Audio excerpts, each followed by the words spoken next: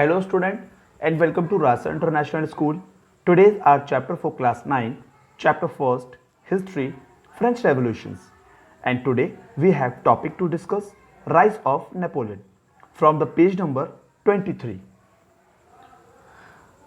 In 1804, Napoleon Bonaparte crowned himself Emperor of France. 1804 में Napoleon Bonaparte क्या करते हैं, वो पूरी तरीके से फ्रांस में एम्परर के रूप में जो है सामने आते हैं। तो हम पहले चैप्टर में पढ़ चुके हैं कि नेपोलियन बोनापार्ट ने किस तरीके से वो आया जब डायरेक्टरी रूल फ्रांस में बना, है ना। When the directory rule came into the power in France, तो क्या हुआ, it create a clash between the legislative and directory rule. Directory rule और लेजिस्लेटिव के बीच में क्लैश था, मतलब जो भी रूल थे वो डायरेक्टरी जो भी रूल बनाती थी उसको लेजिस्लेटिव कैंसिल कर दिया करता था, और जो लेजिस्लेटिव थे उसको डायरेक्ट रूल कैंसिल कर दिया करते। तो दोनों में जो क्लैश था, तो उस टाइम पे ये था कि फ्रांस में कोई भी राजा नहीं था, पावरफुल राजा नहीं था। तो उसका फायदा उठाते हुए नेपोलियन बोनापार्ट जो है एम्परर के रूप में फ्रांस में सामने आए, है ना। He saw himself as a moderniser of Europe. अब उसको फ्रांस का मॉडर्नाइजर भी जाना गया। इसमें एक क्वेश्चन भी बनता है, who known as a moderniser of Europe. तो Napoleon Bonaparte is known as moderniser of Europe. He promote trade by building road and canal. उसने आते ही क्या हुआ, फ्रांस की जो एक बिगड़ी हुई हालत थी, है ना, काफी टाइम से जो फ्रांस जो है बहुत ज्यादा इसमें काफी बर्बादी हो गई, तो उसने क्या किया, उसने प्रमोट करना शुरू किया। उसने सबसे पहले व्यापार को बहुत ज्यादा ट्रेड किया, क्योंकि वो चाहता था कि फ्रांस में पूरी तरीके से इनकम अच्छी तरीके से स्टार्ट हो जाए।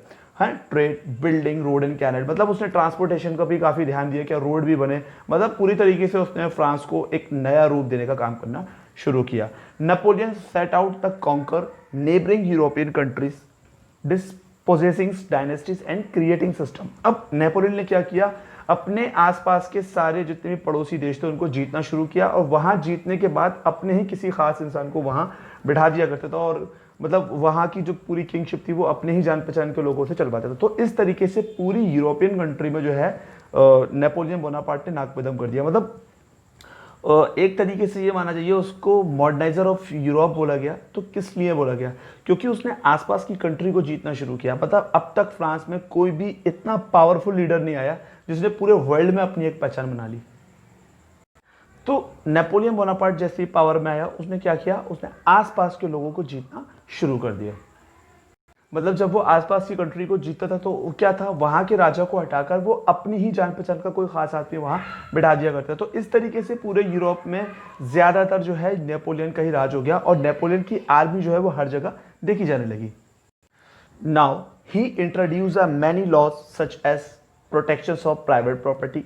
He introduced uniform system of weight and measure provided by decimal system. अब नेपोलियन बोनापार्ट ने सबसे पहला काम क्या निकाला, उसने प्रोटेक्शंस का एक लॉ निकाला जो प्राइवेट प्रॉपर्टी को सेव करने लगा। तो सबसे ज्यादा बेनिफिट जो है इसका किसको हुआ, जो एक फर्स्ट और सेकंड क्लास के लोग हुआ करते हैं, जो क्लर्जी और नोबिलिटी लोग हुआ करते, जो बिजनेसमैन लोग थे, उनको बहुत ज्यादा प्रॉफिट होने लगा। तो ऐसा करने से उन लोगों ने क्या किया, उन लोगों ने नेपोलियन बोनापार्ट की मिलिट्री को पैसा देना शुरू किया, उसको पावरफुल बनाने के लिए काम करना शुरू किया। क्योंकि मेन जो भी एक मुद्दा था वो प्रॉपर्टी का था, क्योंकि जो प्रीवियस जो एक लीडर थे जैसे जैकोबियंस में मैक्सिमिलियन रोबेस्पियर, उन्होंने क्या बोला, the property must be share amongst the मतलब अमंग्स द सोसाइटी, मतलब पूरी सोसाइटी में सारी प्रॉपर्टी को बराबर का बांट दिया जाए। तो यहाँ पर था एक प्राइवेट प्रॉपर्टी का एक सिक्योर नहीं थी, लेकिन नेपोलियन बोनापार्ट ने आती क्या किया, एक लॉ बनाया। अब वो लॉ क्या था, वो लॉ ये था कि प्रोटेक्शन ऑफ प्राइवेट प्रॉपर्टी। तो इससे सबसे ज्यादा प्रॉफिट किसको हुआ, जो बिजनेसमैन थे, जो पैसे वाले लोग थे, उन्होंने ये बात सुनते ही क्या किया, नेपोलियन बोनापार्ट को सपोर्ट करना शुरू कर दिया। Next point, he introduce the uniform system of weight and measure provide by decimal system. देखिए अभी तक फ्रांस में कोई बेहतर नाप नहीं था। मतलब जो होता है ना, जैसे फॉर एग्जांपल किसी ने ईंट उठा ली और वो ईंट के नाप से ही किसी का वजन कर रहा हो, है ना, उसने अपने पास से एक बाट बना लिया। लेकिन अब क्या हुआ, पूरे तरीके से बाट आया, उसका मेजरमेंट आया, है ना, और एक डेसिमल सिस्टम आया। तो अब तक क्या है, फ्रांस में बिजनेस ठीक से नहीं हो रहा था। मतलब जैसे कि मान लीजिए कि अगर कोई एक पेन है वो 10 रुपए 5 पैसे का है, ठीक है, तो 10 रुपए 50 पैसे का है, तो हमने अगर 10 पेन बेचे तो हमारा 105 रुपए हो गए, ठीक है।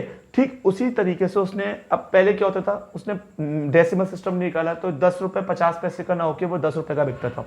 है ना, 12 रुपए 50 पैसे का नोट वो 12 रुपए का बिकता था। तो एक पॉइंट की जो एक वैल्यू रही थी, इससे नुकसान क्या होता था, जो लेबर को होता था, है, या तो कंज्यूमर को नुकसान होगा या फिर जो प्रोड्यूसर होगा उसको नुकसान होगा। बट नेपोलियन बोनापार्ट ने क्या किया, पॉइंट की वैल्यू को निकाला। जैसे फॉर एग्जांपल अगर 10 रुपए 50 पैसे की कोई चीज है, तो क्या हुआ, उसके अगर हमने 100 पीस बेचे तो 5 रुपए का प्रॉफिट ये निकल कर आया। तो एक तरीके से उसके जो एक मतलब जो लॉ थे, he introduce a many law such as protection private property, और उसने एक दूसरा सिस्टम निकाला। वो क्या था, वेट को उसने पूरी तरीके से एक सिस्टमैटिक कर दिया और एक डेसिमल सिस्टम का उसने प्रोवाइड कराया लोगों को। He also establish friendly relation with pope.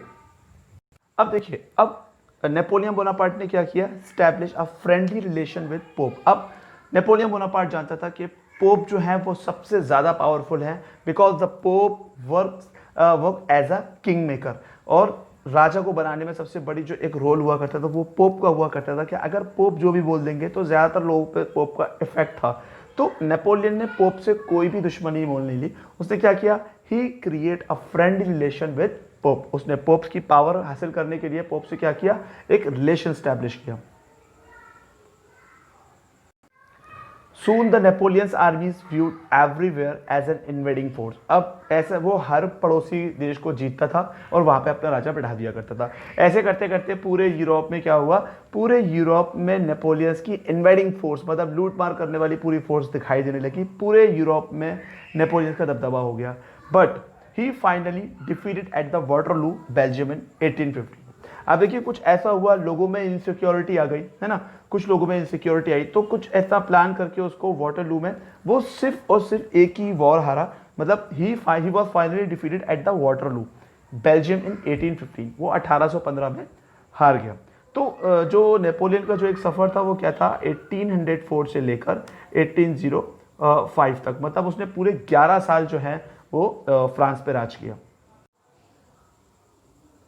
After the Napoleon, many of his measures that carried revolutionary ideas of liberty and modern law on other part of Europe had an impact on people long after Napoleon had left। अब 1815 में जब Napoleon Waterloo में हार गए तो क्या हुआ, उनके जाने के बाद भी क्या हुआ, वहाँ पे जो उनके आइडियाज थे लिबर्टी और मॉडर्न लॉ, वो पूरे यूरोप में कहीं ना कहीं दिखाई दिया। मतलब जो लोग यूरोप में उनके दुश्मन थे, है ना, उन लोगों ने नेपोलियन के जाने के बाद भी उनके आइडिया को फॉलो किया। यानी कि उनके दुश्मनों ने, जिन कंट्री को उन्होंने जीता था तो उस हिसाब से तो नेपोलियन के दुश्मन हुए, लेकिन नेपोलियन के जाने के बाद उनके आइडियाज को फॉलो किया गया। यानी पूरे यूरोप में नेपोलियन के जाने के बाद नेपोलियन का दबदबा था पूरे यूरोप में। एक तरीके से एक इतना पावरफुल फ्रांस का ही किंग, फ्रांस का एकमात्र एक इतना पावरफुल किंग वो नेपोलियन ही था, जिन्होंने पूरे यूरोप में अपना एक दबदबा कायम किया। उनके जाने के बाद भी उनके कुछ रूल फॉलो किए गए। The ideas of liberty, fraternity and democratic right were the most important legacy of the French revolution. अब फ्रेंच रेवोल्यूशन के जो मोस्ट एक आइडिया थे वो क्या थे, लिबर्टी, फ्रेटर्निटी और डेमोक्रेटिक राइट। ये सबसे ज़्यादा इंपॉर्टेंट जो एक लिगेसी थी फ्रेंच रेवोल्यूशन में। और इंडिया में Tipu Sultan and Raja Ram Mohan Roy are two example of individuals who responded to the ideas coming from revolutionaries. अब इनके जो आइडियाज थे, है ना, इनके जो आइडियाज थे उनको रिस्पॉन्ड किसने दिया, टीपू सुल्तान और राजा राम मोहन रॉय। तो नेपोलियन बोनापार्ट्स के जो एक आइडियाज थे उनके जो आइडियाज को रिस्पॉन्ड किसने दिया, टीपू सुल्तान और राजा राम मोहन रॉय ने। तो I hope rise of Napoleon clear है। तो हमने इस चैप्टर में, हमने इस टॉपिक में जाना कि नेपोलियन बोनापार्ट ने किस तरीके से फ्रांस को पूरा हैंडल किया, लेकिन वो वाटरलू में 1815 में हार गए। लेकिन उनके जो आइडियाज़ थे, जैसे कि उन्होंने प्रॉपर्टीज़ को प्रोटेक्शन का एक लॉ बनाया, प्रॉपर्टी प्रोटेक्शन का एक लॉ बनाया, है ना, उन्होंने डेसिमल सिस्टम को इंट्रोड्यूस किया, उन्होंने वेट का एक मेजरमेंट रखा, और उन्होंने पूरी तरीके से फ्रांस में रोड, कैनल्स और ट्रांसपोर्टेशन सिस्टम को बेटर करने की कोशिश की। So finally the Napoleon known as moderniser of Europe. I hope you like this video. We will upload some more topic of next chapter. Till then, stay safe and goodbye.